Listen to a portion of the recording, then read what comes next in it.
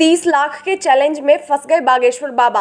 आर्या पार के इस चैलेंज में जब बागेश्वर बाबा को सामने लाया गया तो उन्होंने कुछ ऐसा किया जिसे सुनकर आपके रोंगटे खड़े हो जाएंगे।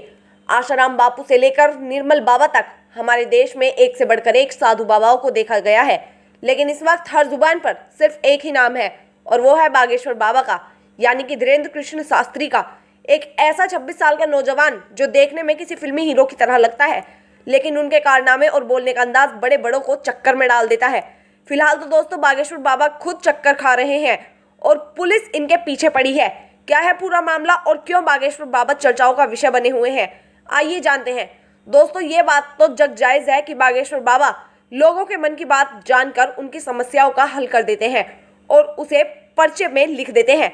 इसके चलते वो काफी ज्यादा ट्रेंड पर चल रहे हैं।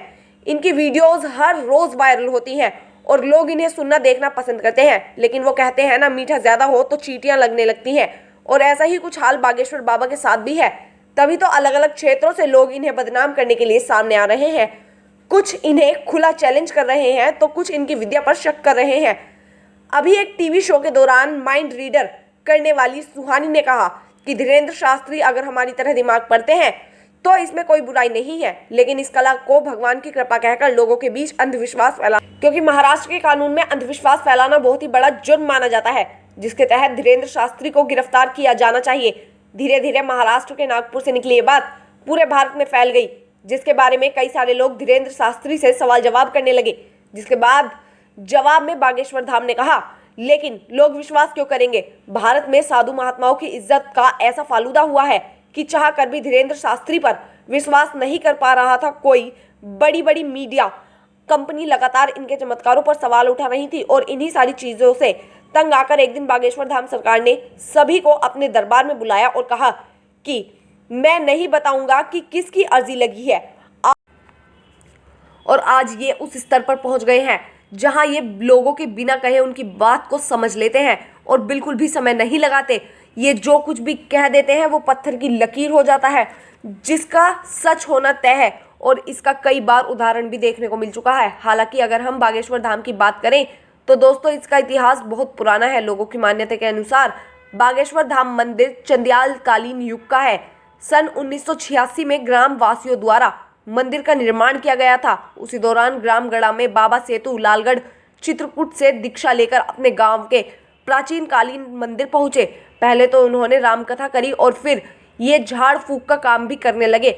लोगों के अंदर मौजूद बुरी शक्तियों को अपनी एक फटकार से ये भगा दिया करते। लोगों का कहना है कि जो कोई भी भूत प्रेत की शिकायत लेकर उनके दरबार में आता था वो हमेशा हमेशा के लिए ठीक हो जाता था।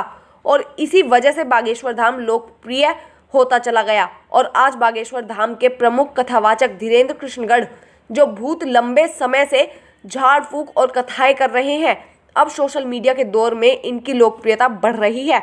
तभी तो लोग इन्हें बागेश्वर महाराज के साथ साथ चमत्कारी महाराज के नाम से भी जानते हैं। वर्तमान समय में धीरेंद्र कृष्ण सरकार मध्य प्रदेश में ही अपना दरबार लगाते हैं और लोगों की समस्याओं को समाधान करते हैं। बागेश्वर धाम महाराज ने बचपन से ही रामायण और महाभारत जैसे महाकाव्यों का अध्ययन किया था। अपने दादाजी के साथ पूजा पाठ करने के अलावा इन्होंने वृंदावन में भी काफी लंबा समय गुजारा था।